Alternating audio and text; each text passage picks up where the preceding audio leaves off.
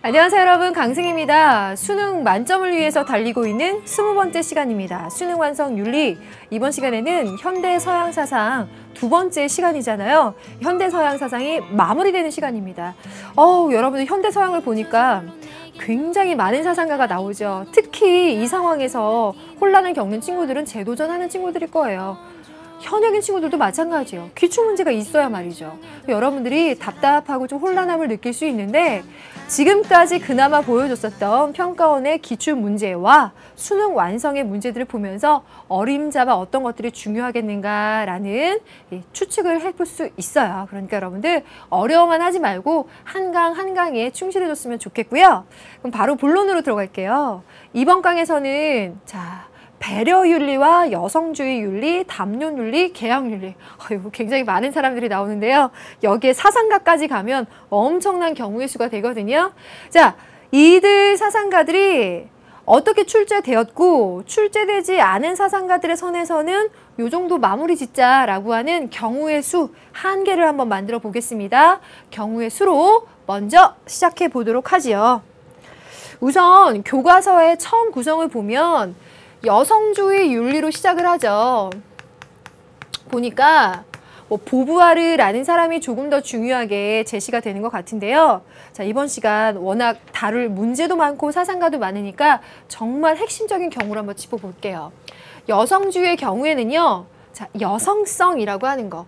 여러분들은 여자답다, 여성성이다 라고 하는 걸 어떻게 생각하는지 모르겠지만 우리가 보통 생각하는 그 여성성이라고 하는 것은 사회적이고 문화적인 산물이라고 보는 거예요. 이걸 쉽게 말하자면 내가 여자다움이라고 하는 거, 여성스러움이라고 하는 걸 타고난 것이 아니라 그런 사회 속에서, 문화 속에서 길러지고 만들어진다라고 보는 거죠. 보부아르 같은 경우에는 그래서 이런 점을 비판하고 있어요. 이건 오직 남성이 주체가 되고 있고 여성은 타자가 되는 이 부분에 대해서 나는 반대한다라고 비판적인 관점에서 보면서 여성성은 만들어지는 것이다 라고 이야기하네요. 자, 특히 보부아르의 관점은 이러한 언급들이 있고 여성주의를 아우를 수 있는 핵심적인 개념은 요 이야기입니다. 이걸 더 심각하게 파들어가는 친구들은 아마 없을 텐데 이런 여성주의를 공부하다가 배려윤리를 보면 이거 뭔가 얼추 비슷한 얘기 아니야? 라는 생각을 하는 친구들이 있을 거예요. 근데 차이점이 있어요. 봐요. 여성주의에서는 여성성이라고 하는 건 따로 없다. 그건 만들어지는 것이다 라고 보는 거잖아요. 반면에 배려윤리에서는 이거 이분법적으로 설명하는 게 저도 참 싫지만 수능 분석해서 이런 마지막 단계에서 설명하다 보면 이거를 안 할 수가 없더라고요. 한번 얘기해 보면 이런 식이에요. 여성적인 윤리와 여성의 윤리와 남성의 윤리를 나누는 거예요. 자, 물론 남성 윤리라고 하는 고유의 개념어가 따로 있는 게 아니라 이 사람들이, 그러니까 배려 윤리의 사람들이 해석하면서 봤을 때 요런 게 있고 이런 게 있다라고 분류하는 겁니다. 그래서 우리는 배려윤리 관점에서 보는 거예요. 여성윤리. 여성들은 인간들 사이에, 사람들 사이의 관계, 그 속의 상황, 거기서의 맥락, 거기서의 감정, 공감이라고도 표현할 수 있겠죠? 요걸 상당히 중시해요. 그러면서 요것을 이해하고 함께 공유할 수 있는 배려와 책임을 강조하는 것이 여성윤리의 특성이라는 거예요. 그에 비해서 남성윤리라고 하는 건 이성을 중시하거나 합리성을 중시하거나 그것을 통해서 어떠한 보편타당한 법칙을 찾아내려고 하는데 지금까지의 윤리를 보면 이 남성 윤리를 우위에 두고 그것의 수준에 맞지 않는 여성 윤리를 마치 비하하는 것처럼 설명됐는데 이 여성 윤리라고 하는 것은 질적으로 다른 고유의 중요한 의미를 갖고 있다. 이게 배려 윤리들이 말하는 여성 윤리의 특성이에요. 여기에서는 여성성은 그냥 만들어지는 거다. 그래서 그걸 구분하지 말자라고 하는 거에 비해서 여기는 여성윤리의 특성을 이렇게 따로 설명해주고 있죠. 그렇다면 이 여성윤리와 남성윤리라는 표현 외에 또 어떤 말을 써주느냐? 요 남성윤리를 정의의 윤리라고도 써줘요. 마찬가지 맥락이에요. 정의윤리라고 하는 고유의 개념어가 따로 있는 게 아니라 배려윤리의 입장들이 여성윤리라고 하는 이런 특징적인 게 있어 라고 봤을 때 그 외에 남성윤리를 정의윤리라고 보는 건데요. 이렇게 표현을 하면서 이야기하는 건데 정의윤리에 대표적으로 들어가는 사람이 칸트 그리고 롤스가 있어요. 콜버그라는 사람도 있는데 콜버그 자체를 여기다가 쓰고 설명하기엔 여러분들이 지금 너무 주객전도가 될 것 같아서 이 정도만 쓰겠습니다. 칸트와 롤스. 이들은 개개인의 인간이 개별성을 강조하거든요. 이성을 가진 주체인 개인적인 인간들이, 개별적인 인간들이 합리성을 발휘해서 보편타당한 도덕 법칙을 산출해내고 그런 것들이 이렇게 궁극적으로 추구하는 것이 정의라고 하는 것을 이제 궁극적으로 중요하게 추구한다. 그래서 정의윤리라는 게 표현들을 써주는데요. 이 사람들의 입장에 반대하면서 여성주의의 이야기가 나와요. 그래서 여성윤리, 배려윤리, 이 여성주의 좀 그렇게 혼돈하면 지금 안 된다는 거였죠. 배려윤리가 나오는데 그래서 요 수능완성 문제를 보니까 갑을 제시문을 구성하더라고요.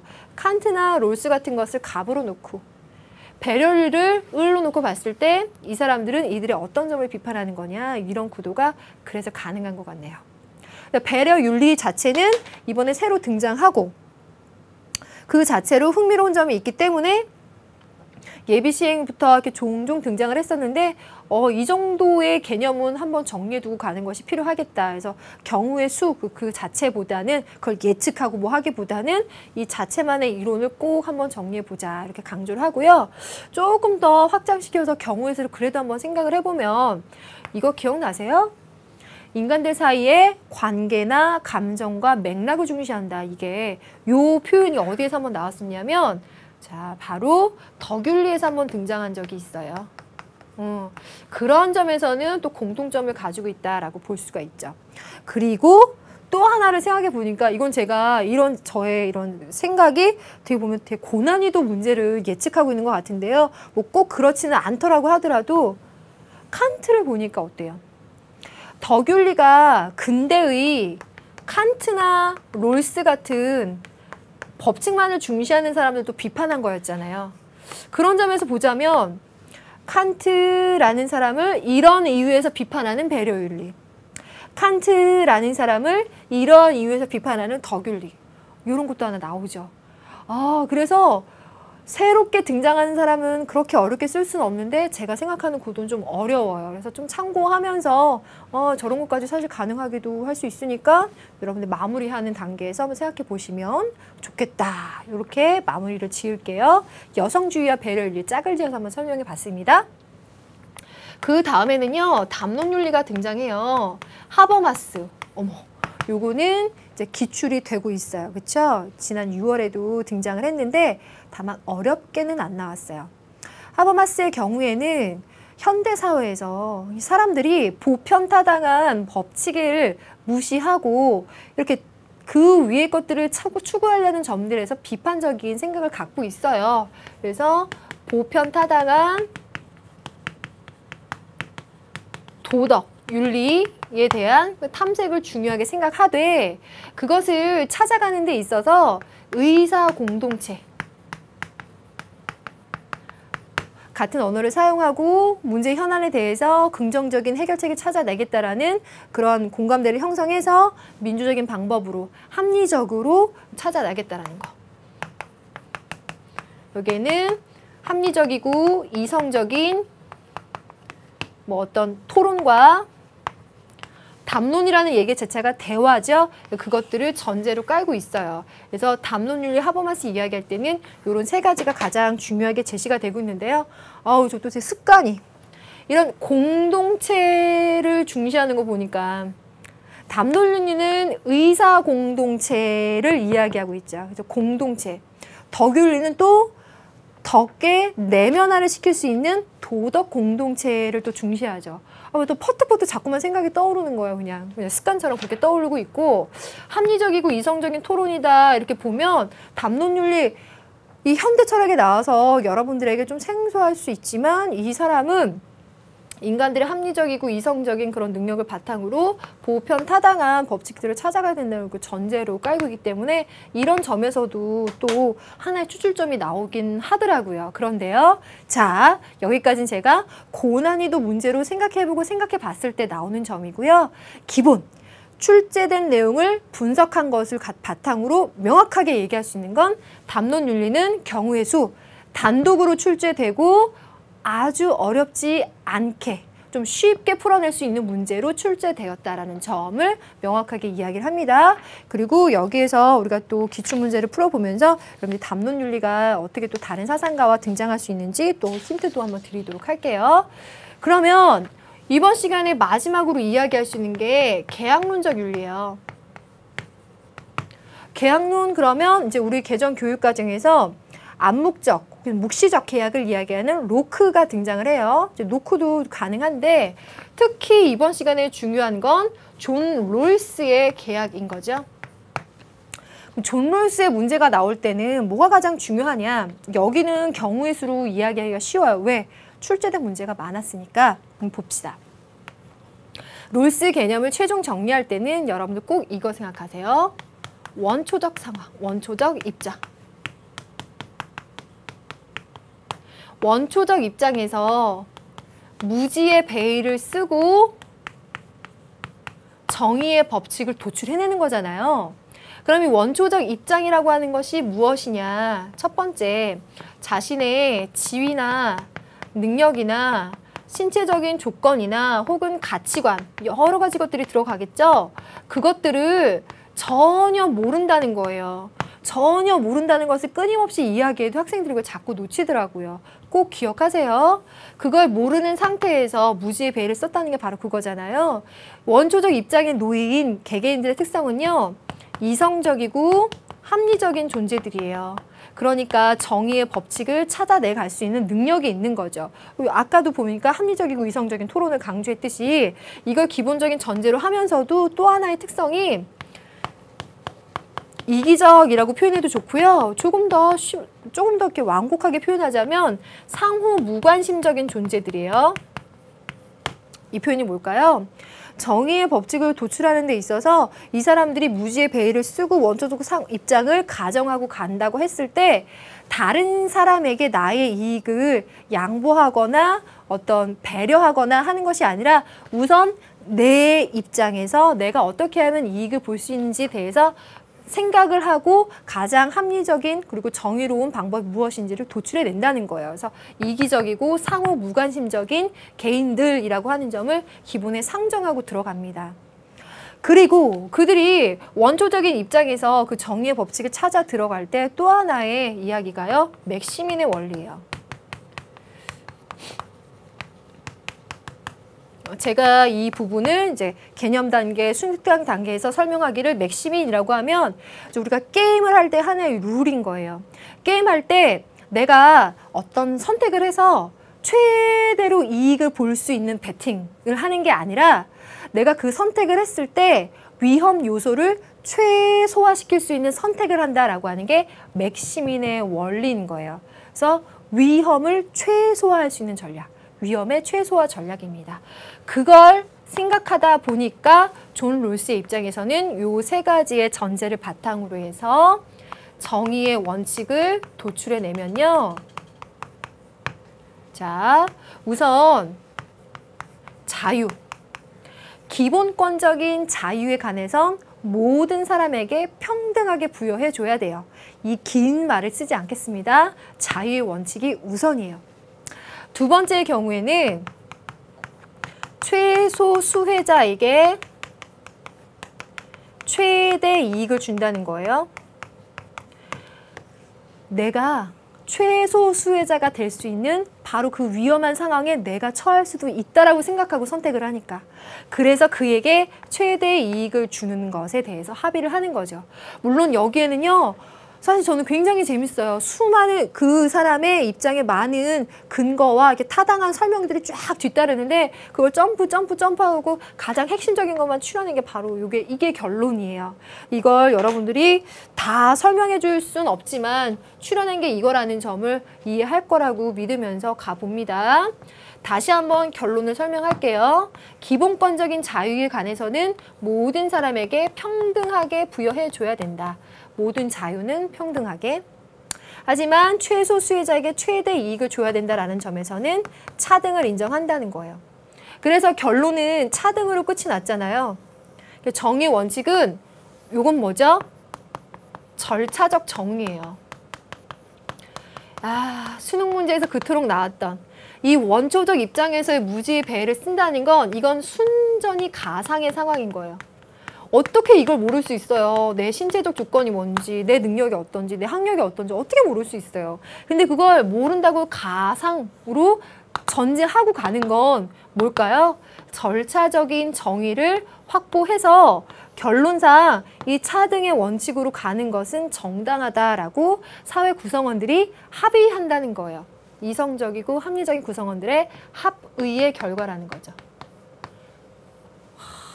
별거 아닌 것 같아도 진짜 수능에 끊임없이 물어봤던 것만 쓰는 거네요. 자꾸 이런 말들 하게 되네요.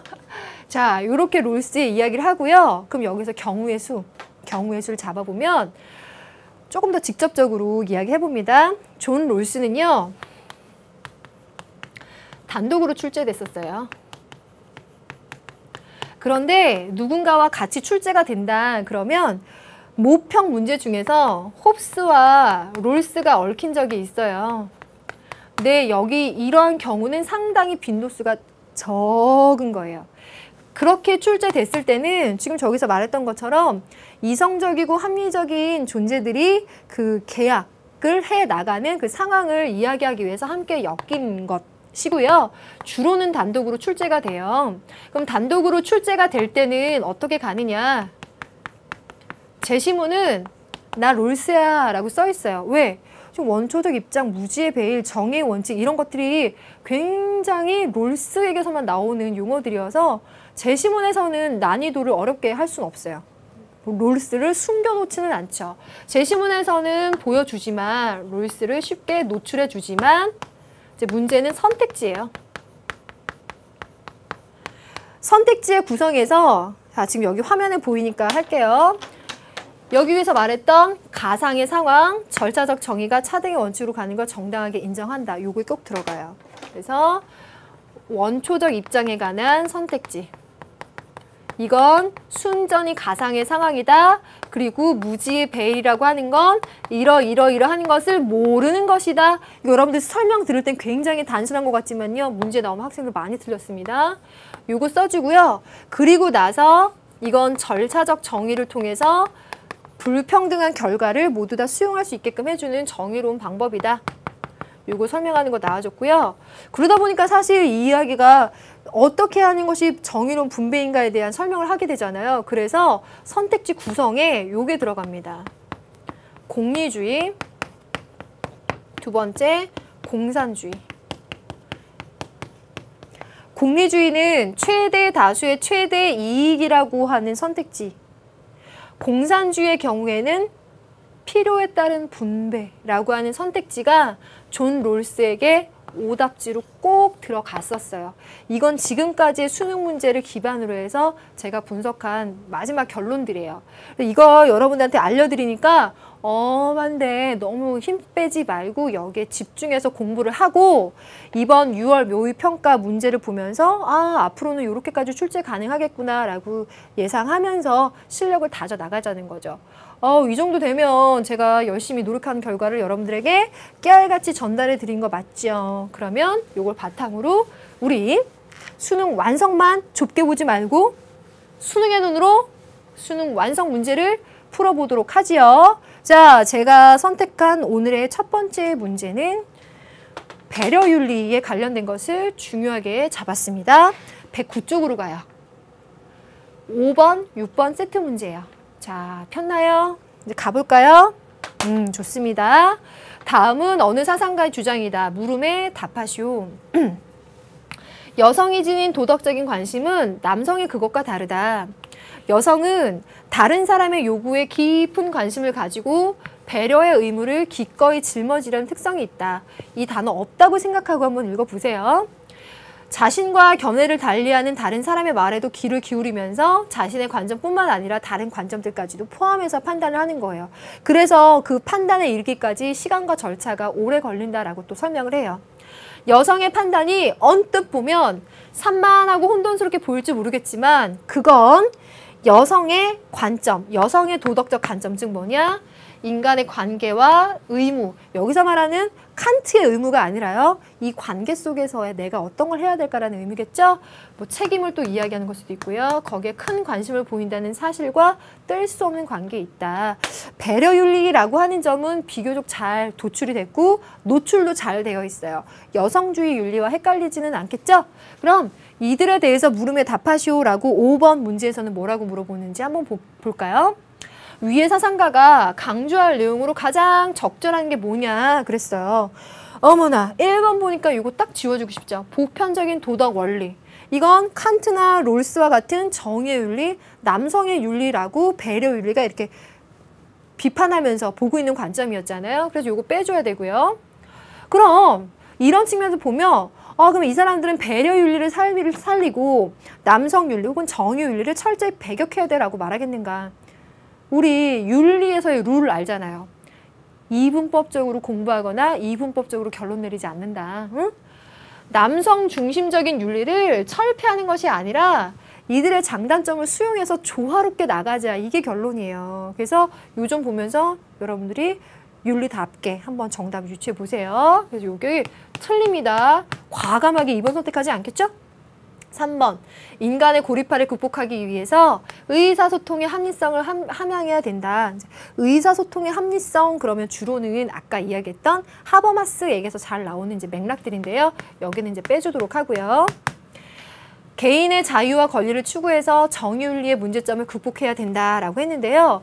정의윤리의 문제점이 있으니까 배려윤리가 자신들의 입장을 주장했겠죠. 하지만 그 정의윤리에게 있는 문제점을 극복하는 것이 개인의 자유와 권리를 추구해서 그걸 극복할 수 있는 건 아니죠. 저 빼주고요. 5번을 보면 연대감, 보살핌이 자율성과 합리성만큼 중요하다고 본다. 이 정답지 어떻게 구성됐겠어요? 여기는 남성 혹은 정의의 윤리라고 배려윤리가 설명하고 있는 거죠. 그래서 너희들이 이야기하고 있는 윤리도 맞는 면이 있겠지만 이것과 함께 조화를 이루면서 가야 돼. 그래서 획일적으로 이렇게 설명할 수 없다. 5번이라고 설명하겠죠. 그래서 2번이 오답지라는 걸 생각하면서 5번이 정답이 왜 되는지 마무리 지으면 되겠네요. 되나요? 여성주의 문제 이렇게 풀어봤습니다. 그러면 다음 문제로 한번 가볼까요? 109쪽의 6번 세트 문제. 위의 사상가가 가, 나 사상에 대해서 공통적으로 제시할 수 있는 평가로 가장 적절한 것은 보겠습니다. 가번에 보니까 정의란 철학적인 진리나 종교적인 신념이 아닌 사회적인 합의의 대상이래요. 사회적으로 합의해 나간 결과래요. 정의 원칙은 원초적 입장, 무지의 배일. 그래서 이 사람은 워낙 키워드가 잘 노출돼서 이분이라는 걸 알 수가 있죠. 그럼 나번으로 가니까 이분 역시도 워낙에 이분의 키워드가 노출이 잘 돼요. 인격으로서의 그 자체가 절대적인 거고 보편 법칙, 자신의 준칙에 따라서 행동한다. 칸트. 문제구도 알겠죠.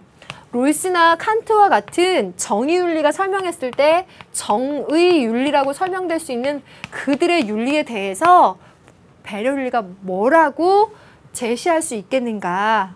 그럼 보겠습니다. 선택지로 가보면요. 공감과 보살핌을 강조하는 사상이다. 이건 배려윤리인 거고 여성적인 덕과 모성애에 근거한 사상이다. 이것도 배려윤리인 거고 3, 4번으로 가볼까요? 보편적인 원리를 강조하는 남성적 윤리 사상이다. 너희들은 이렇게 평가한다는 거죠.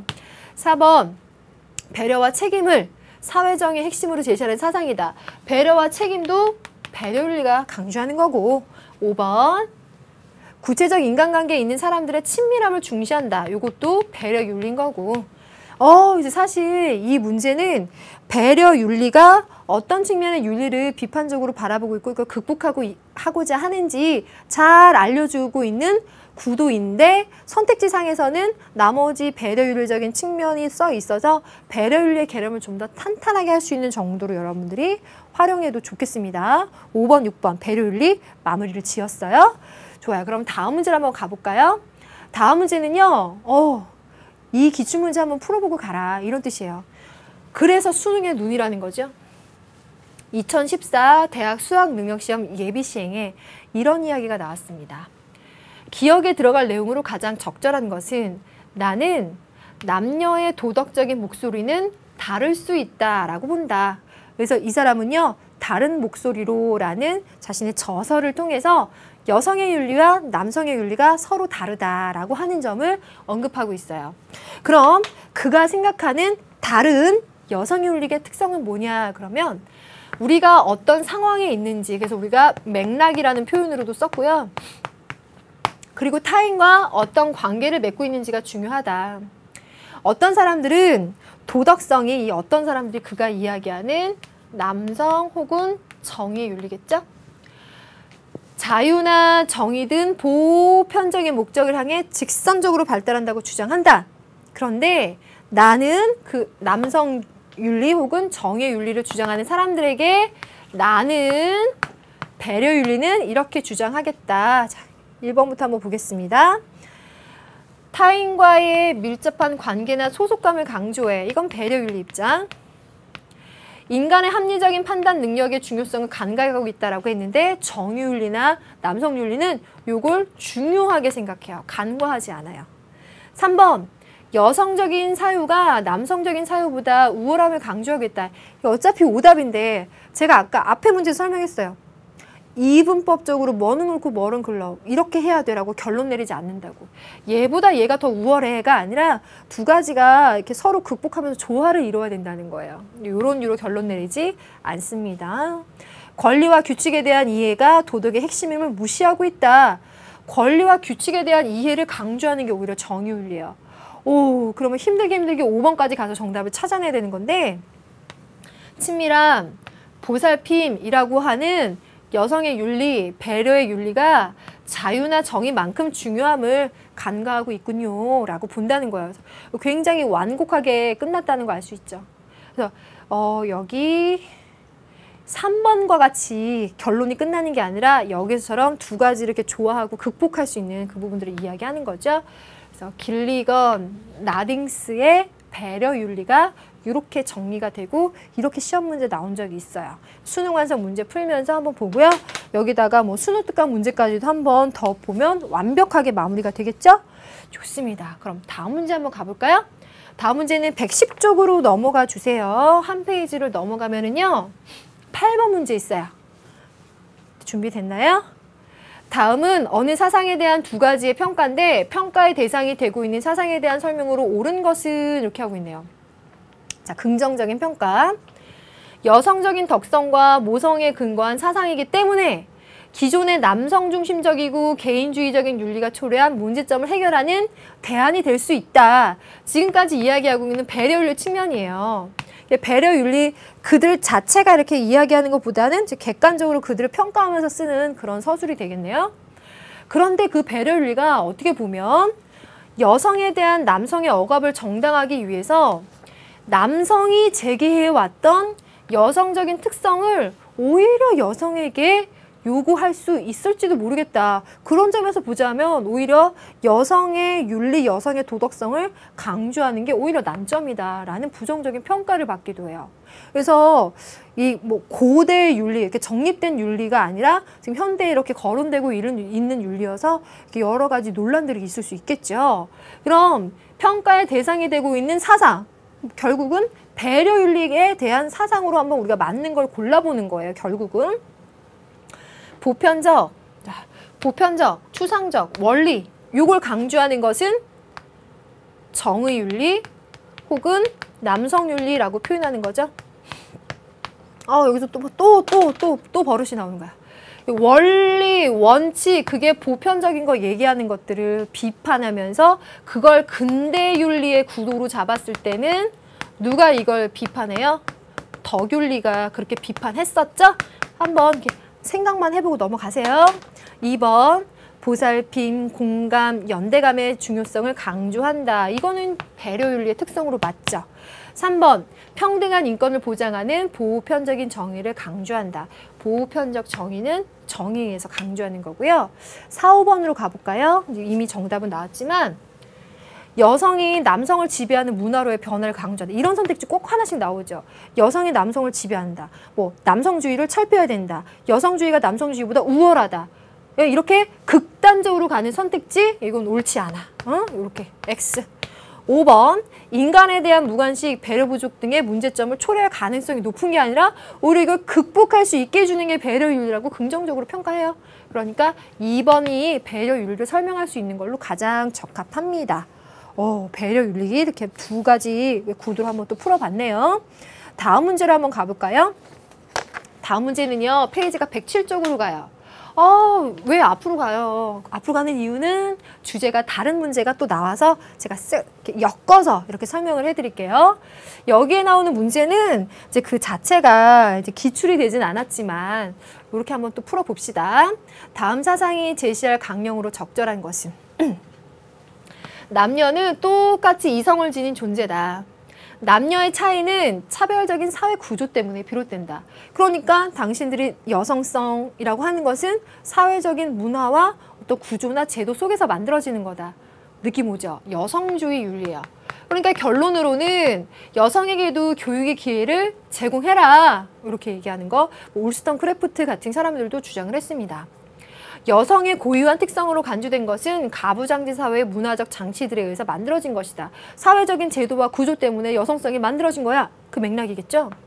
여성은 성차별적인 상황을 살아오면서 남성에게 의존하는 열등한 타자로서 자신을 이해하게 되었다. 이걸 비판하는 거예요. 이 사람이 남성은 주체고 여성은 타자야 라고 이 사람이 정의 내린 게 아니라 사회를 분위기를 보니까 남성이 주체가 되고 여성이 타자가 됐단 말이에요. 그래서 이거 잘못됐다 이렇게 비판하는 이건 보부아르가 언급할 수 있는 부분이죠. 그래서 이 두 가지가 똑같이 이렇게 점 하나로 구성된 것은 갑을 혹은 가나가 아닌 이유는 그냥 여성주의라는 것만으로도 여러분들이 문제를 풀어갈 수 있다는 거죠. 지금 말하는 여성주의라고 하는 건 앞에서 말했던 남성윤리나 남성윤리나 정의윤리의 그 상대적인 의미로서 여성적인 도덕성이 아니라 그야말로 여성주의를 이야기하는 거예요. 이들의 관점으로 가장 적절한 건 뭐냐. 이제 요런 선택지 이제 빼고 한번 이야기할게요. 여성성은 선천적인 것임을 인정해라. 선천적인 게 아니라는 거잖아요. 만들어졌다는 거잖아요. 구조, 제도, 교육 이런 것 때문에. 여성적인 덕성을 자랑스럽게 여겨라. 한 단계 조금 유추해서 가본다면 이제 그런 측면에서 여성적인 덕성이나 여성적인 도덕성을 강조해주고 있는 게 앞에 이야기했던 배려윤리예요. 그런데 이 여성주의 윤리에서는 그런 여성적인 덕성이라고 하는 것을 따로 이야기하지 않는 게 왜? 그건 다 만들어진 거거든. 그래서 이렇게 말할 리 없어요. 그럼 4, 5번 중에서 골라야 되겠는데 4, 5번을 보면 여성의 우월함을 남성에게 각인시켜라. 이런 선택지 이제 아니라는 거 우리가 끊임없이 지금 얘기해왔고 남성성, 여성성 따로 있는 게 아니야. 여성성 만들어진 거잖아. 그러니까 그거 없애자. 양성평등하자. 이렇게 충분히 이해됐지요? 여성주의 윤리 이렇게 가봤습니다. 두 번째 문제로 가보면요. 110페이지로 가서 10번 문제예요. 10번 문제가 1번을 넘어서서 10번으로 갔는데 이제 이것도 여성주의 윤리이기 때문이에요. 보면 다음을 주장한 사상과 입장을 보기에서 고른 것은 무엇이냐 이렇게 제시되어 있는데 여자는 만들어지는 거야.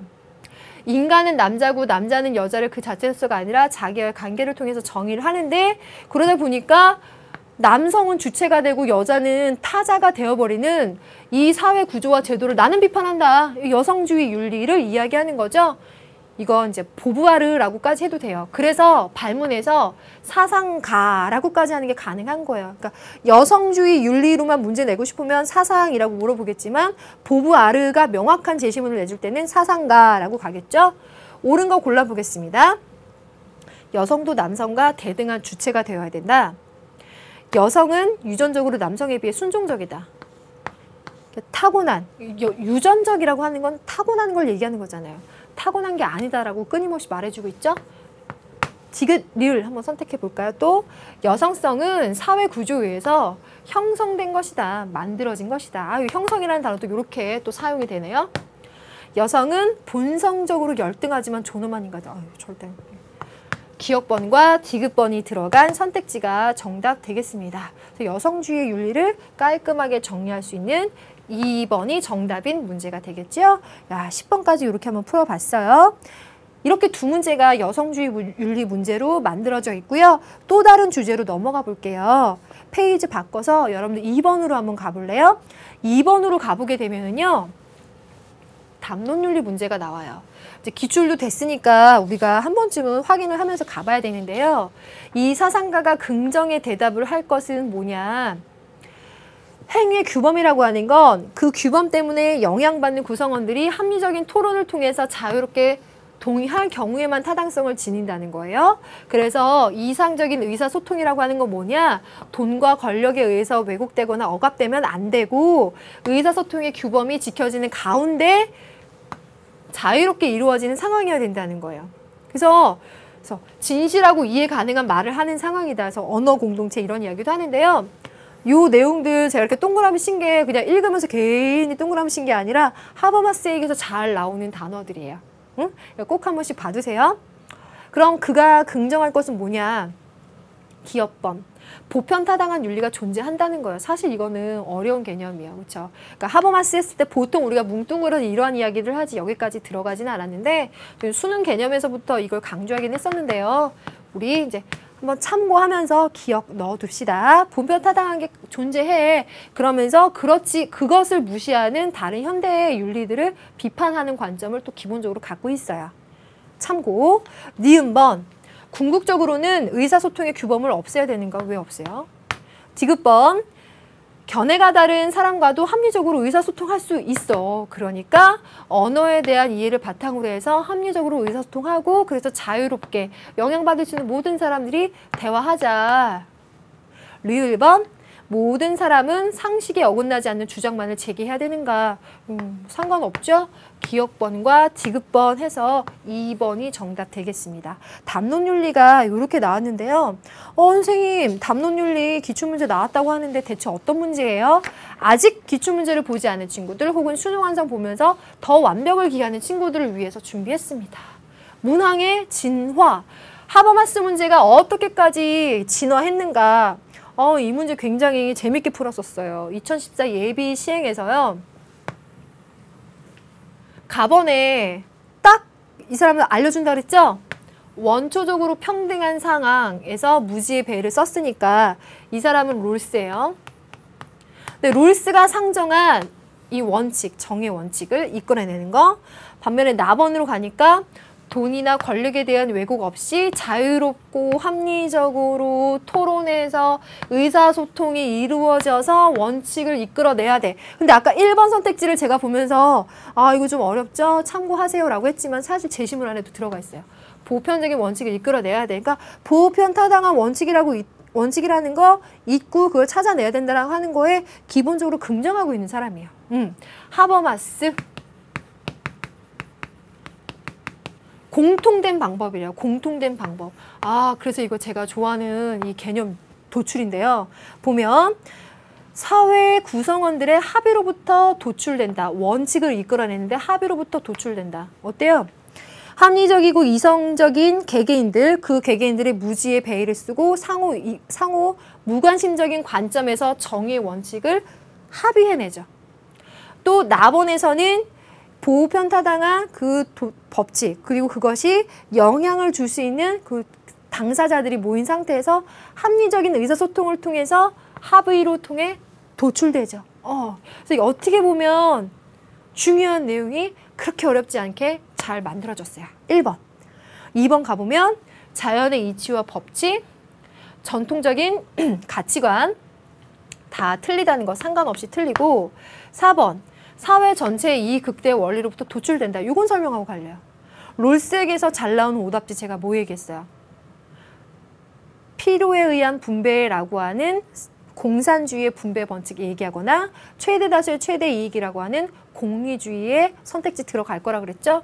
이거 공리주의 아니에요. 그러니까 롤스 생각하면서 나온 오답지. 문제 상황을 해결하는 유용성의 원리로부터 도출한다. 행위의 결과가 유용한 것을 이야기하는 것과는 이 사람들이 직접적 연관은 없죠. 정답은 1번이에요.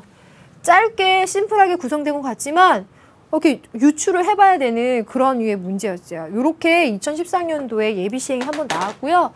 이게 또 나왔어요. 6월 모평에 나왔다는 거지요. 기억에 들어갈 내용으로 가장 적절한 게 뭐냐 이제 가보겠습니다. 갑과 을이 등장하고 있는데요. 여기에 보니까 현대 대의민주주의 대표자가 시민들의 의견을 충분히 반영하지 못하는 문제점. 그래서 의사소통에 문제가 있습니다. 그러면서 이 갑사상가 대체 누구지? 누구지? 생각할 수 있겠지만 이 갑은요. 그냥 가상대화상에서 갑이 대의민주제의 문제점을 이렇게 발언한 거예요. 그러면서 이런 문제를 어떻게 해결할 수 있을까요? 이렇게 물어보니까 을이 받아서 대답하면서 기억을 문제로 만든 거예요. 괜히 이거를 오버해가지고 갑사상가 누구지? 나 모르는데? 이 문제 나 틀리나? 이러지 말라고 제가 그랬죠. 을의 핵심이에요. 담론 공동체. 어떻게 보여줬어. 처음이니까. 의사소통의 합리성. 그래서 현대 대의민주주의의 극복을 이야기하는 사람 하버마스, 담론윤리. 그럼 담론윤리가 이 문제점들을 해결하기 위해서 기업과 같이 이야기를 할 거다. 이거 보면요. 합리적이고 민주적인 방법으로 토론을 해야 되잖아요. 비전문가를 배제한다거나 지도자의 권한을 강화한다거나 의사결정 과정을 일원화해서 신속하게 효율성 있게 소모적인 논쟁을 최소화하는 건 전혀 민주적인 방법이 아니죠. 그 모든 진통들을 겪어가면서 해결하는 게 민주적이잖아요. 3번 세 가지의 맥락은 굉장히 고도의 표현들을 쓰고 있지만 사실 한 가지의 맥락에서 틀려주고 있어요. 4, 5번으로 넘어갈게요. 정치적인 비판을 금지해서 합리적인 공론의 장을 활성화해야 됩니다. 이것도 역시 마찬가지 맥락으로 틀렸어요. 열린 토론. 사회 쟁점에 대해서 깊이 있게 심의해야 돼. 그것이 바로 하버마스가 이야기할 수 있을 만한 내용이라는 거죠. 그래서 담론 윤리의 문제를 이렇게까지 보여주었습니다. 자, 그럼 다음 주제로 한번 넘어가 볼게요. 다음 주제는요. 제가 실용주의에서 찾았어요. 여러분들 실용주의가 여러분들한테 그렇게 어렵지 않죠. 근데 지금까지 단독으로도 의외로 출제가 잘 됐습니다. 실용주의 제가 따로 경우수에 개념 정리를 하지 않았는데요. 여기에 나와 있는 문제만으로도 개념 정리가 돼요. 그래서 한번 보면요. 실용주의는 경험의 결과가 유용한 것을 선이라고 봐요. 그러다 보니까 절대적인 어떤 법칙이나 기준이 있는 것이 아니라 상대적으로 끊임없이 진화하고 발전하면서 인간들의 삶의 개선을 가져다 주는 것. 그것을 선이라고 봅니다. 자, 그걸 갖고 문제를 한번 볼게요. 어떤 판단이나 이론이 참여되려면 그것을 통해서 실용성이 증명이 되어야 된다. 그리고 그것을 위해서 도구와 같은 것이 되는 것이 선인 거예요. 실용적인 도구가 되는 거예요. 도구적인 실용주의. 할 때 잘 나오는데요. 물음에 답하시오 한번 가볼게요. 3번을 가니까 위 사상가가 옳다라고 설명하는 건 뭐겠는가. 정언명령, 칸트. 이 사람 빼주죠. 도덕 판단은 행위의 결과보다 동기를 중시한다. 이 사람도 빼주죠. 왜? 실용성이라고 하는 건 다시 한번 감각적 경험의 결과가 유용한 것. 그 유용성을 실용성에 둔 거니까 디귿과 리을에서처럼 도덕이라고 하는 건 객관적으로 딱 정해져 있는 게 아니라 성장하고 진보하는 도덕적인 가치를 최고선으로 봤다. 그러면서 인간들의 삶을 개선해 주는 거. 리을번 고정적이고 절대적인 가치는 존재하지 않아. 요 맥락으로 딱 읽어두면 되겠네요. 어때요?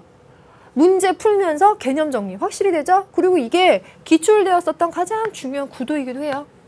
이렇게 한 방에 5번 선택했습니다. 다음 문제 4번으로 세트로 만들어졌죠. 다음 입장을 지닌 사상가와 위의 사상가가 공통으로 이야기할 수 있는 건 뭐냐?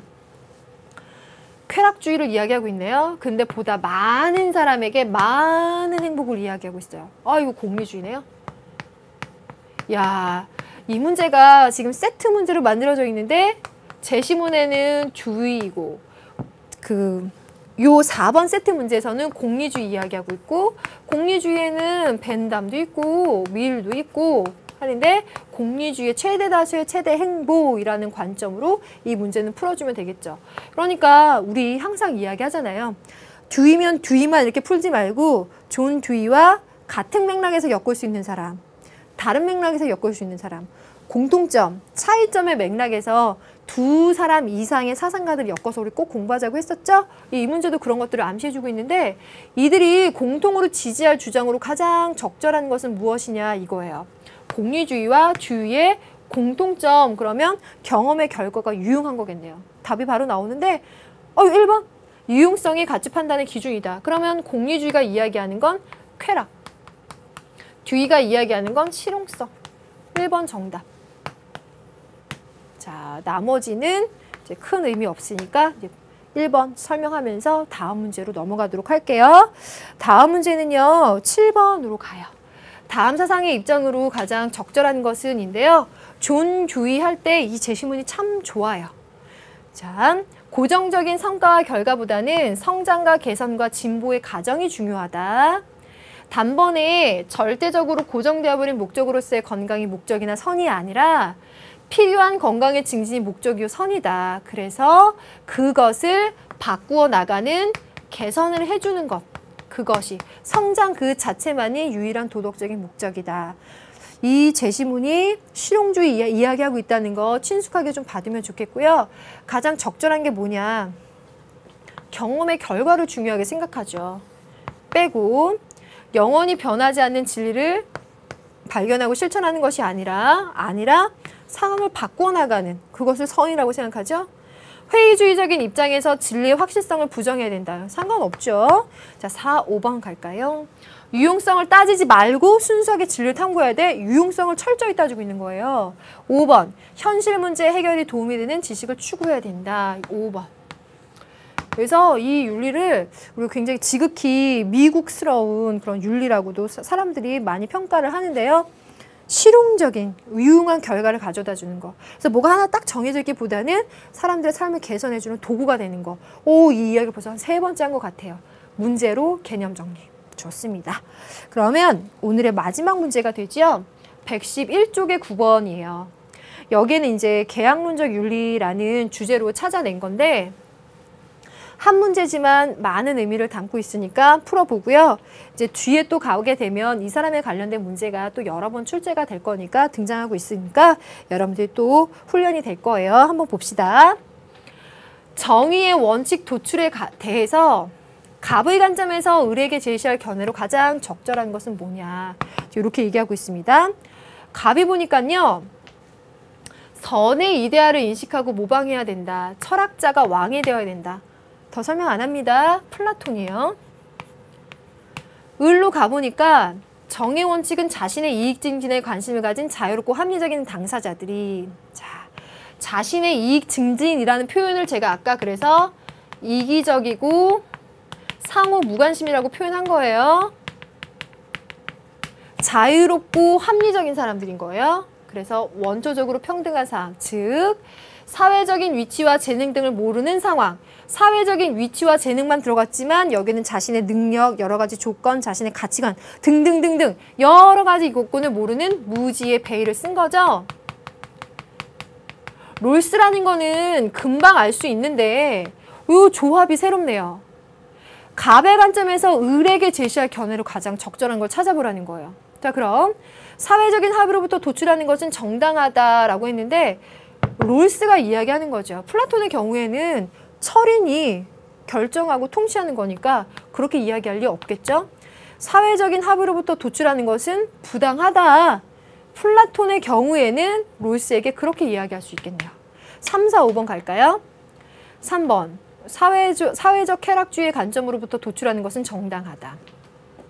사회적 쾌락주의? 그러면 최대 다수의 최대 이익을 이야기하는 만약에 공리주의적인 관점으로 이렇게 간다면 롤스는요, 공리주의적인 관점에 대해서 비판해요. 왜 비판하죠?